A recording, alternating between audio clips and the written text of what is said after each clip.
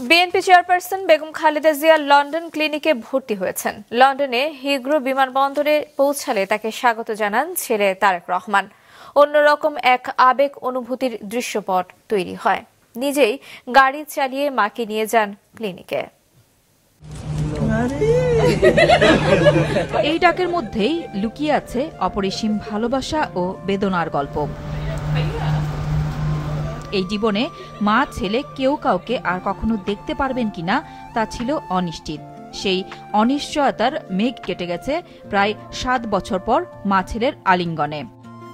মায়ের বন্দি জীবন আর মামলা নিয়ে ছেলের নির্বাসন, একটি পরিবারের বিচ্ছিন্ন হওয়ার যে পরিস্থিতি তৈরি হয়েছিল জুলাই গণ অভ্যুত্থানে, তাতে নতুন মোড় এনে দেয়। গতরাতে বেগম জিয়া ঢাকা ছাড়ার পর লন্ডনে শুরু হয় ছেলে তারেক রহমানের প্রতীক্ষা। বাংলাদেশ সময় বিকেল 3টার দিকে হিথ্রো বিমানবন্দরে নামেন বেগম জিয়া। তার প্রতীক্ষায় ছিলেন পরিবারের অন্য সদস্যরাও। বেগম জিয়াকে স্বাগত জানাতে বিমানবন্দরে হাজির হন স্থানীয় নেতাকর্মীরাও। আজকে এখানে উপস্থিত হয়েছি। দীর্ঘ 7 বছর পরে যুক্তরাজ্যে আমাদের দেশনেত্রী বেগম খালেদা জিয়া সুচিকিৎসার জন্য আজকে যুক্তরাজ্যে আসছেন।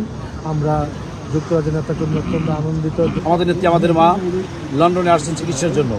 এই কনকনে শীতের মধ্যে হাজার হাজার নেতাকর্মী উপস্থিত হয়েছেন। আনুষ্ঠানিকতা শেষে মাকে নিয়ে নিজেই গাড়ি চালিয়ে লন্ডন ক্লিনিকে নিয়ে যান তারেক রহমান। সেখানেই শুরু হবে বেগম জিয়ার পরবর্তী চিকিৎসা। নুরুন নাহার উইলি, মাছরাঙা সংবাদ, ঢাকা।